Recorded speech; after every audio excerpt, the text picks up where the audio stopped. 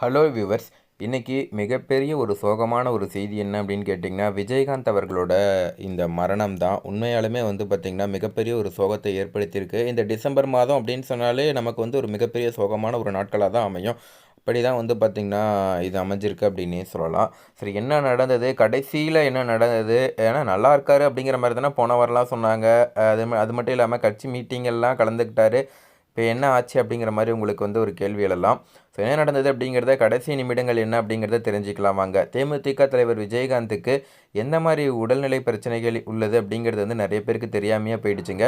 தொண்டர்கள், ரசிகர்கள், கேப்டன் என அன்போடு அழைக்கப்பட்டவர் தான் நம்ம விஜயகாந்த். கருப்பாக இருந்தாலும் எந்த துறையிலையும் சாதிக்க முடியும் அப்படிங்கிற நம்பிக்கையை பலருக்கு ஊட்டியவர். இவர் அரசியல்லையும் பார்த்திங்கன்னா தடம் பதித்தவர்னே சொல்லலாம். திமுகவை பின்னுக்கு தள்ளிவிட்டு எதிர்க்கட்சி தலைவராக இருந்தார். ஆளும் கட்சி, கூட்டணி கட்சியான முன்னாள் முதல்வர் ஜெயலலிதாவையே எதிர்த்தார்.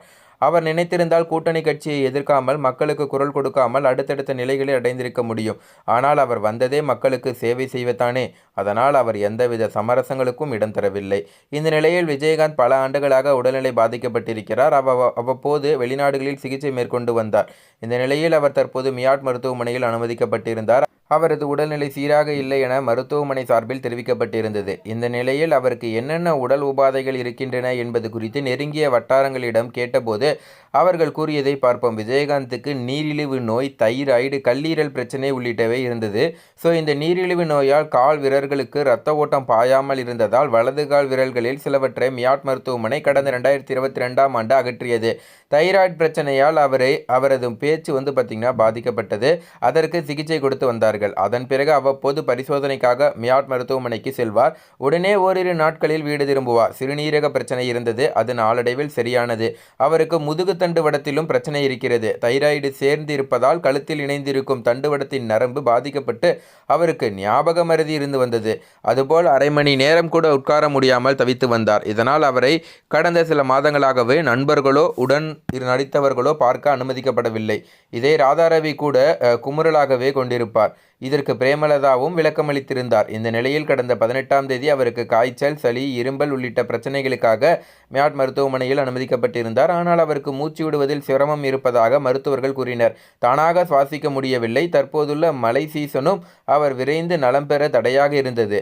ஐசியூவில் தான் இருந்தார். எனினும் மருத்துவர்கள் தொடர்ந்து சிகிச்சை அளித்தனர். இந்த நிலையில் அவர் மீண்டு வீடு திரும்புவார் என்று ரசிகர்கள், தொண்டர்கள் நினைத்திருந்தனர். அதே போல அவர் பார்த்திங்கன்னா வீடு திரும்பினார். அடுத்த சில நாட்களில் பொதுக்குழு, செயற்குழு கூட்டத்தில் கலந்து கொண்டார். இந்த நிலையில் கடந்த 2 தினங்களுக்கு முன்பு கேப்டன் மீண்டும் மருத்துவமனையில் அனுமதிக்கப்பட்டுள்ளார். அங்கு அவருக்கு சளி மாதிரி எடுக்கப்பட்டு பரிசோதனை மேற்கொள்ளப்பட்டது. சளியோட மாதிரி எடுத்து பரிசோதனை மேற்கொண்டிருக்காங்க. அவருக்கு கொரோனா தொற்று இருப்பது உறுதியானது. இதையடுத்து அவருக்கு வெண்டிலேட்டர் சுவாசம் கொடுக்கப்பட்டது. எனினும் அவருக்கு மூச்சு விடுவதில் சிரமம் ஏற்பட்டது. அவர் நுரையீரல் அலர்ஜியால் உயிரிழந்தார். இதையடுத்து அவர் சிகிச்சை பலனின்றி காலமானார். இதையடுத்து அவரது வீட்டிலும் கட்சி அலுவலகத்திலும் கட்சி கொடியானது அரை கம்பத்தில் பறக்க விடப்பட்டுள்ளது. ஸோ இந்த சோகமான நிகழ்வு கடைசி நிமிடங்களில் எப்படி இருந்தது அப்படிங்கிறத நீங்கள் பார்த்துருப்பீங்க. உண்மையாலுமே பார்த்திங்கன்னா ரொம்பவே கஷ்டமாக இருக்குது அப்படின்னே சொல்லலாம். சரி, ஓகே. நீங்கள் விஜயகாந்த் அவர்களை பிடிக்கும் அப்படின்னு நினச்சிங்கன்னா மறக்காமல் கமெண்ட்ஸில் ஆர்ஐபி விஜயகாந்த் அவர்கள் அப்படிங்கிற மாதிரி போடுங்க. ஏன்னா ஆர்ஐபி விஜயகாந்த் போடும்போது நம்மளால் நேரில் போய் இரங்கல் தெரிவிக்க முடியல அப்படின்னாலும் கண்டிப்பாக கண்ணீர் வீட்டில் விட்டாவது நம்ம ஒரு இரங்கலாவது தெரிவித்து அவனும் கண்டிப்பாக பார்த்திங்கன்னா, ஏன்னா விஜயகாந்த் எப்படிப்பட்டவர் அப்படிங்கிறது எல்லாருக்குமே தெரிஞ்சிருக்கும். ஸோ மறக்காமல் இந்த வீடியோவை லைக் பண்ணிவிட்டு எல்லாருக்கும் ஷேர் பண்ணி எல்லாரையும் ஆர்ஐபி அப்படிங்கிற மாதிரி டைப் பண்ண சொல்லுங்கள். நன்றி, வணக்கம்.